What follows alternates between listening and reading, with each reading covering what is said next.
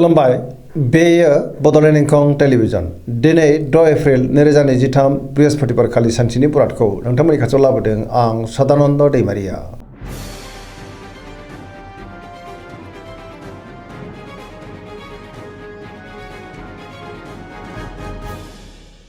सिगां फरायनो लादों मेष राशि गिबि हांखो अ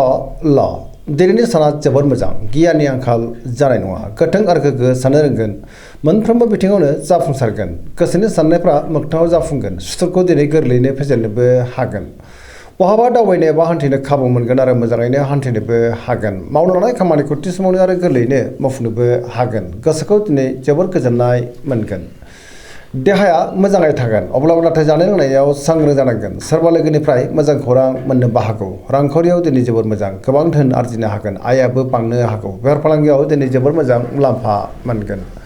नखराव बिसि फिसायनि गेजेराव अननानै फैगोन बिमा बिफानि अननायफोरखौ दिनै मोननो हागौ गुबुननि गोसोखौ गोरलैयैनो बोनोबो हागोन गोसोनि बोलोआबो बांगोन समाजाव बयजोंबो दिनै मान होजागोन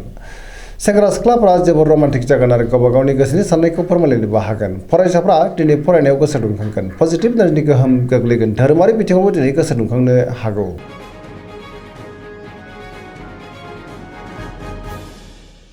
वृष राशि गिबि हांखो इ उ ब दिनैनि साना जोबोर मोजां गोबां मोजां खाबु फैनोबो हागौ गोसोखौ दिनै जोबोर गोजोननाय मोनगोन गोसोनि बोलोआ बांगोन मावनो लानाय खामानिखौ थि समावनो आरो गोरलैयैनो मावफुंनो हागोन सोरबा लोगोनिफ्राय मोजां खौरां मोननोबो हागौ गोग्गो आरो गोथौ साननो रोंगोन समाजाव मान मोननो हागोन रांखावरियाव दिनै जोबोर मोजां गोबां धोन आरजिनो हागोन बेफार फालांगियाव दिनै जोबोर मोजां मुलाम्फा मोननो हागोन नखराव बिसि फिसायनि गेजेराव अननानै फैगोन बिमा बिफानि अननायफोरखौ मोननो हागौ देहाया मोजाङै थागोन गुबुननिफ्राय थोजासे हेफाजाबबो मोननो हागौ जायखि खामानि मावानो मोनफ्रोमबो खामानिखौनो दिनै मोजाङैनो मावफुंलांनो हागोन गोसोनि साननायफ्रा दिनै मोगथाङाव जाफुंनोबो हागौ पजिटिभ एनार्जिनि गोहोम गोग्लैगोन लाइमोनफ्रा दिनै जोबोर रमान्टिक जागोन आरो गोसोनि साननायखौ फोरमायलायनो हागोन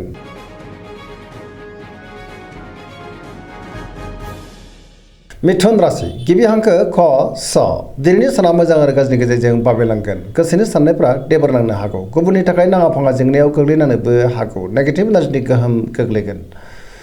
मोनफ्रोमबो बिथिङावनो सांग्रां जानांगोन गियाननि आंखाल जानोबो हागौ गोथों आरो गोग्गो साननो रोंनाय नङा गोसोआ दिनै जोबोर आला खाला जागोन गुबुननि थाखाय मोजां खामानि मावनानै होनो हानाय नङा देहाया मोजां थानाय नङा जानाय लोंनायाव सांग्रां जानांगोन गोबां रोखोमनि देहायारि जेंनाजों मोगा मोगि जानांनो हागौ नखराव अननानै फैगोन बिदा फंबायनिफ्राय हेफाजाबखौ मोननो हागौ अब्लाबो नाथाय नेगेटिभ एनार्जिनि गोहोम गोग्लैगोन मावनो लानाय खामानिखौ मावफुंनो हायोब्लाबो माबा नङा माबा मोनसे गोरोन्थि जालांनोबो हागौ गोसोनि साननायफ्रा देबोरनांगोन गोसोआव दिनै नेगेटिभ साननायबो फैनो हागौ लाइमोनफ्रा दिनै जोबोर आला खाला जागोन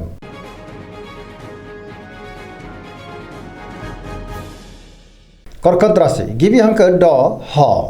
दिनैनि साना मोजां आरो गाज्रिनि गेजेरजों बाबेलांगोन गोसोखौ दिनै जोबोर गलाय गुजाय मोननो हागौ सुखुवा बुखा मोननो हागौ गुबुननि थाखाय नाङा फाङा जेंनायाव गोग्लैनांनोबो हागौ बहाबा थाङोब्ला मोजां अब्लाबो नाथाय नेगेटिभ एनार्जिनि गोहोमबो गोग्लैनो हागौ गोसोनि साननायफोरा देबोरनांगोन गोसोआव दिनै नेगेटिभ साननाय फैनोबो हागौ मावनो लानाय खामानिखौ मावफुंनो हायोब्लाबो माबा नङा माबा मोनसे गोरोन्थि जालांनोबो हागौ रांखावरियाव मोजां बेफार फालांगियावबो मोजां समाजाव लोगो लेवा बांनो हागौ देहाया मोजाङै थागोन नखराव बिसि फिसायनि गेजेराव अननानै फैगोन समाजाव मान मोननो हागोन लाइमोनफ्रा दिनै जोबोर आला खाला जागोन गुबुनजों मोजां सोमोन्दो लाखिनो गोब्राब जागोन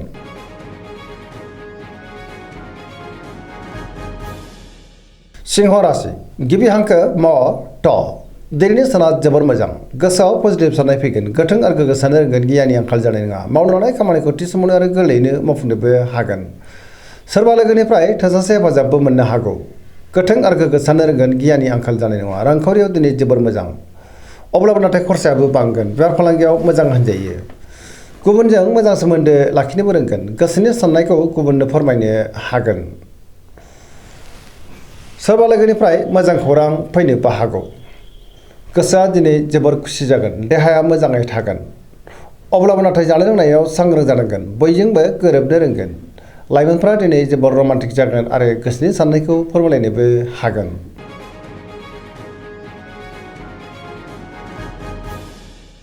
कन्या राशि गिबि हांखो प ट दिनैनि साना जोबोर मोजां बयजोंबो गोरोबनो रोंगोन गुबुननि थाखाय गोबां मोजां खामानि मावनानै होनोबो हागोन गोसोआव पजिटिभ साननाय फैगोन गोथों आरो गोग्गो साननो रोंगोन गियाननि आंखाल जानाय नङा गोसोनि साननायफ्रा मोगथाङाव जाफुंगोन रांखावरियाव मोजां अब्लाबो नाथाय खरसायाबो बांनो हागौ बेफार फालांगियाव जोबोर मोजां मुलाम्फा मोनगोन देहाया मोजाङै थागोन गोबां मुंदांखा सुबुंजों दिनै लोगो मोनज्लायनोबो हागौ न'खराव बिसि फिसायनि गेजेराव अनलायनाय फैगोन सोरजोंबा बाख्नाय जानो हागौ पजिटिभ एनार्जिनि गोहोम गोग्लैगोन लाइमोनफ्रा दिनै जोबोर रमान्टिक जागोन आरो गोसोनि साननायखौ फोरमायलायनोबो हागोन फरायसाफ्रा फरायनायाव गोसो दुंखांगोन आरो मोजां फिथाइ मोनगोन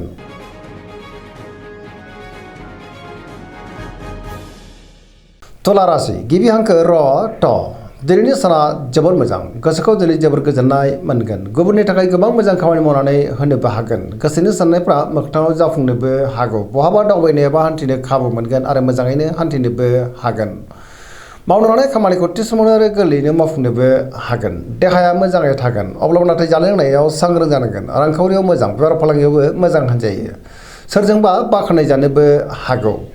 पजिटिभ एनार्जिनि गोहोम गोग्लैगोन सेंग्रा सिख्लाफ्रा दिनै जोबोर रमान्टिक जागोन आरो गावबा गावनि गोसोनि साननायखौ फोरमायलायनोबो हागोन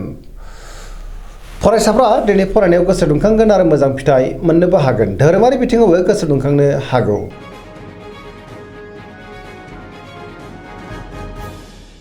वृश्चिक राशि गिबि हांखो न स दिनैनि साना जोबोर मोजां गोसोखौ दिनै जोबोर गोजोननाय मोनगोन गुबुननि थाखाय गोबां मोजां खामानि मावनानै होनोबो हागोन बहाबा दावबायनो एबा हान्थिनो खाबु मोनगोन आरो मोजाङैनो हान्थिनोबो हागोन गोसोआ दिनै जोबोर खुसि जागोन पजिटिभ साननो रोंगोन गियाननि आंखाल जानाय नङा गोसोआव गोग्गो आरो गोथों साननो हागोन मावनो लानाय खामानिखौ थि समावनो आरो गोरलैयैनो मावफुंनोबो हागोन गुबुननिफ्रायबो थोजासे हेफाजाब मोननो हागौ गोसोनि साननायफ्रा मोगथाङाव जाफुंगोन समाजाव दिनै बयजोंबो मान होजागोन गोबां मुंदांखा सुबुंजों लोगो मोनज्लायनोबो हागौ रांखावरियाव मोजां अब्लाबो नाथाय खरसायाबो बांगोन बेफार फालांगियाव मोजां होनजायो देहाया दिनै मोजाङैनो थागोन गुबुननिफ्राय थोजासे हेफाजाबबो मोननो हागौ फरायसाफ्रा दिनै फरायनायाव गोसो दुंखांगोन आरो मोजां फिथाइ मोनगोन लाइमोनफ्रा जोबोर रमान्टिक जागोन आरो गावबा गावनि गोसोनि साननायखौ फोरमायलायनोबो हागोन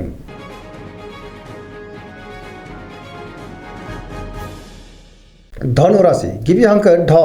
फ भ दिनैनि साना जोबोर मोजां गोसोनि बोलोआ बांगोन गावनि गोसोनि साननायखौ गुबुननो फोरमायनोबो हागोन मावनो लानाय खामानिखौ थि समावनो आरो गोरलैयैनो मावफुंनो हागोन सोरबा लोगोजों बाख्नाय जानो हागौ गोसोनि साननायफ्रा मोगथाङाव जाफुंगोन रांखावरियाव मोजां गोबां धोन आरजिनोबो हागोन बेफार फालांगियावबो दिनै जोबोर मोजां मुलाम्फा मोनगोन समाजाव दिनै गोबां मान मोनगोन बहाबा हान्थियोब्ला दिनै जोबोर मोजां आरो मोजाङैनो हान्थिनो हागोन न'खराव बिसि फिसायनि गेजेराव अनलायनाय फैगोन सोरबा लोगोनिफ्राय मोजां खौरां मोननोबो हागौ लाइमोनफ्रा दिनै जोबोर रमान्टिक जागोन आरो गावबा गावनि गोसोनि साननायखौ फोरमायलायनोबो हागोन पजिटिभ एनार्जिनि गोहोम गोग्लैगोन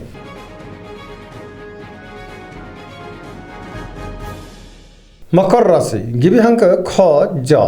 दिनैनि साना जोबोर मोजां गोसोनि साननाया मोगथाङाव जाफुंनो हागौ समाजाव दिनै गोबां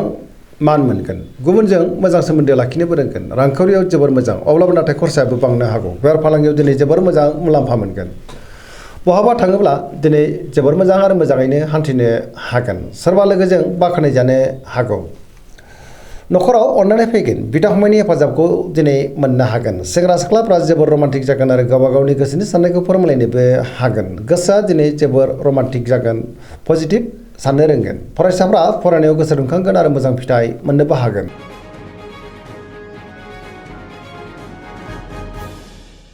कुम्भ राशि गिबि हांखो ग स दिनैनि साना जोबोर मोजां गोसोखौ दिनै जोबोर गोजोननाय मोनगोन मावनो लानाय खामानिखौ थि समावनो आरो गोरलैयैनो मावफुंनोबो हागोन गुबुनजों मोजां सोमोन्दो लाखिनोबो रोंगोन बहानिफ्रायबा मोजां खौरां फैनोबो हागौ समाजाव बयजोंबो मान होजागोन गोबां मुंदांखा सुबुंजों दिनै लोगो मोनज्लायनो हागौ रांखावरियाव जोबोर मोजां देहायाबो मोजाङैनो थागोन न'खराव बिसि फिसायनि गेजेराव अनलायनाय फैगोन गुबुननिफ्राय मोजां हेफाजाबबो मोननो हागौ सोरबा लोगोजों बाख्नाय जागोन पजिटिभ एनार्जिनि गोहोम गोग्लैगोन सेंग्रा सिख्लाफ्रा दिनै जोबोर खुसि जागोन आरो गावबा गावनि गोसोनि साननायखौ फोरमायलायनोबो हागोन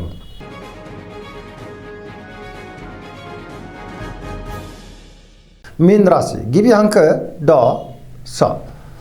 दिनैनि साना जोबोर मोजां गोसोनि साननायफ्रा मोगथाङाव जाफुंगोन गुबुननि थाखाय गोबां मोजां खामानि मावनानै होनोबो हागोन गोसोनि साननायफ्रा मोगथाङाव जाफुंगोन गोसोनि बोलोआबो बांनो हागौ गावनि गोसोनि साननायखौ गुबुननो फोरमायनो हागोन देहाया दिनै मोजाङैनो थागोन रांखावरियाव जोबोर मोजां बेफार फालांगियावबो जोबोर मोजां होनजायो नखराव बिसि फिसायनि गेजेराव अननानै फैगोन सोरजोंबा बाख्नाय जानानै गोसोआ दिनै जोबोर खुसि जागोन सेंग्रा सिख्लाफ्रा जोबोर रमान्टिक जागोन आरो गावबा गावनि गोसोनि साननायखौ फोरमायलायनोबो हागोन